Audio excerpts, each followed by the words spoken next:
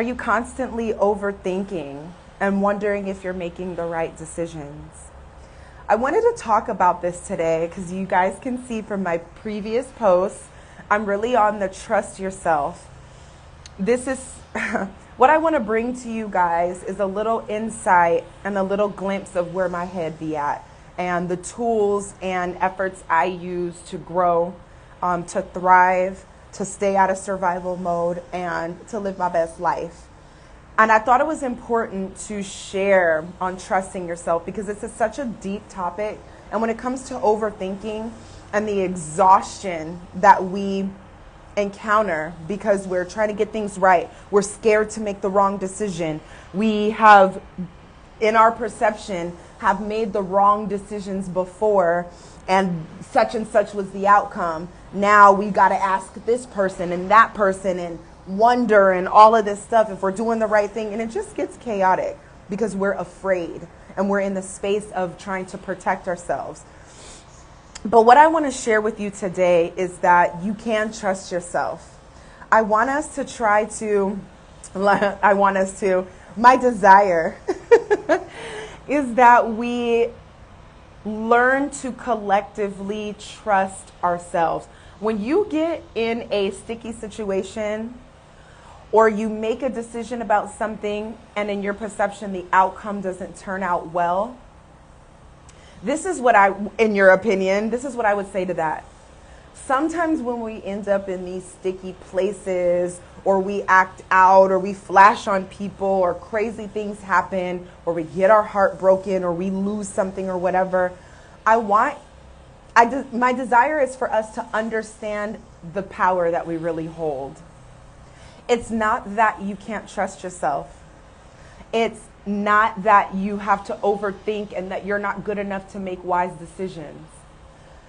Your soul, the divinity in you, God who designed you, you're part of that.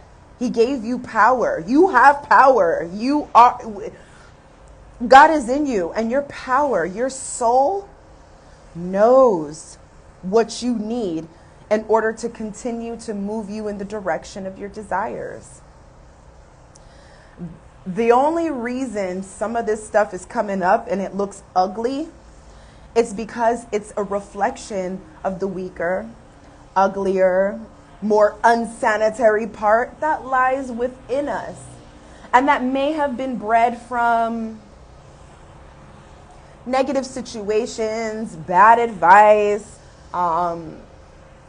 anything, right? Like, who knows where we pick up some of the ideas that we like to run with before we listen to our own intuition. But when things come up and they turn out funky and they look funky, it is an opportunity for you to examine that and make a shift and make a change. That's powerful. That doesn't mean that you can't trust yourself. I'll use myself as an example. Some time ago, I made a choice to lean into a man that was not the right man for me.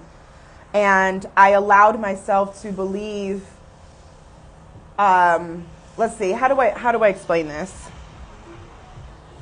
I got into this situation and it turned out funky. It was ugly, okay? It was like, did this just happen to me? Like, this is stupid. This isn't what I want. This isn't what I'm about. This isn't in alignment with my desires or my worth or my value. How did I get here? Right? So instead of men are dogs, men are, this, that, and all this about men and what he did and how disgusted I was by his behavior because I was, this was an opportunity to look at the part of me that holds that same disgust. What part of me allowed this?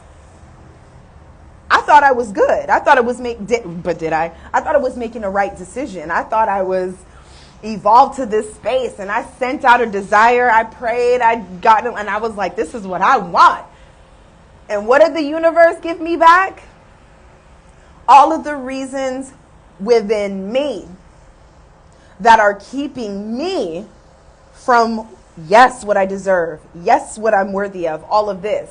So this wasn't me going through something bad with a man, wasn't an opportunity to close my heart, to blame him for who he is and walk around here guarded and rob other people who did nothing to me of my vulnerability. No, this was an opportunity to say, ugh, I think he is disgusting for that. And flip that mirror back and be like, okay, what is it within you, Jamie? What part of your intuition did you ignore? If I really think about it, I can pinpoint this, and that. It was only the negative reaction and the volume of the offense that really showed me how to examine that offensive energy I had within me and make a change. Like, when you feel this, Jamie, this is what this means. So next time this happens, this is what you're going to do. Now, can I really be mad? Can I really be mad at the situation that hurt my heart? Or can I look at it and say, my soul knew all along and was talking to me, and I was feeling it. I just didn't know in my mind how to, Yeah, I just didn't know in my mind how to navigate that. But now I do. That is powerful. That is a win. That gave me a boost knowing, yo, I can really trust myself. I can really lean on myself. I didn't need to ask anybody. I didn't need to go see an expert. I didn't need to, my feelings, my emotions, my inner chatter, the way my body felt. There was times I'd be tense. When I was in this person's presence, I was tense. No, girl, that wasn't butterflies. That wasn't, oh my God, am I afraid of being vulnerable? No, it's because you weren't supposed to be there. It's really simple. So I want us to start to look at everything like that. When you go through something that feels uncomfortable or you flash on somebody, what is it? What is that energy? It's an opportunity to examine it because you already have what it is that you need. That's exciting. I hope I'm making sense here. Excuse me, I just had a protein shake. It's all about how you use the information you already have. And this is why I keep posting about you being able to trust yourself.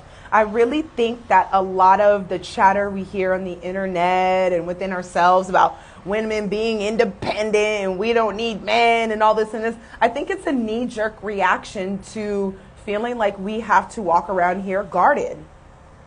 And there is a level of, guarded that you have, right? For example, once you tap into your self-trust, your desires, your worth, and your value, and you expand that, you rest in that, it is what it is. You don't accept beans. You don't accept the bare minimum. I'm not even asking this much of that person, and they can't even do that, and I'm not even asking too much. That's the problem. You know good and well, ask for much. Don't deny yourself of your value or worth. Ask for much, because when you ask for much, it is a lot easier to spot who ain't willing to give it to you. And you simply move accordingly. We're kind of taught as women to be polite and give people grace and da-da-da. The only way to do that and to move in the fullness of love is to honor yourself first. I was telling my friend, there's an example I'm always using guys as an example, but I think y'all could feel me on this. I met a guy, I thought he was really cool, and, he was consistent for a second, and I shared with him just a little bit of vulnerabilities about how I felt, blah, blah, blah. And he kind of fell off the map after a little bit, and that's fine. He's allowed to do whatever he wants. He's allowed to live his life however he wants to live his life. That's what love says. That's what grace says, right? But what do I say too for myself? I require what I require. And I'm allowed that. And if I don't see that, or whatever common decencies that I feel like I need, I set up healthy boundaries and move accordingly. I don't keep pouring into someone who's already shown their capability and capacities and then keep getting mad when I'm not met with what I need. What are you mad for? You have the power to create and curate your world. So when you're not seeing what it is that you need, because you're very well aware of your worth, your value, and your needs, you move accordingly in love. Love for yourself, because you know what you deserve, and love for the other person because they can do whatever they want. They can do whatever they want. You don't got to keep pouring into somebody who's not pouring into you because you're being a good person or because that's your heart. That can be your heart, but that don't mean that's the bucket that you pour into. Move accordingly. Like, oh, okay, I see how that person moves. Cool. Much love, but I'm going to be moving like this over here because what I require is X, Y, and Z. To be up in my world, this is what I require. It's a healthy boundary. Because when I'm not getting that, I don't like feeling depleted, like I'm pouring into and giving to you and I'm not getting anything back from you. And that's the thing with these healthy boundaries. We're not pouring into people and giving to people just so we can get something back. That's very egoic. To me, that's not the true fullness of love. But to have a healthy boundary and to put that in place because you know you can and you deserve it, that's different. You know what I'm saying? You know, like, can't really be mad at any of that. And it allows your ego to kind of be at bay a little bit, and you're not really feeling upset and angry about what somebody can't do when they showed you they weren't about that life a long time ago. That's up to you to see. So up to you to curate your world. So back to trusting yourself. Do you trust yourself to move accordingly? You got this. That's all I'm trying to say. You got this. And until we start walking in the fullness of our power, we're going to start coming up against these things. But when these things come into our existence, and when these problems come up, and when this static arises, get excited. Because that's your soul saying, right here, right there, you see it? Oh, you feeling that? Right there? Let's look at that. Let's examine that. Are you being true to you? Was there any point in this interaction that you felt hesitation? You remember what that hesitation felt like? Okay, that right there, boo. That right there, boo. That's my soul. That's your soul talking to you. So what are we going to do next time? We're going to move accordingly. Thank you, soul. I needed that. I'm so glad I can trust me. I got this.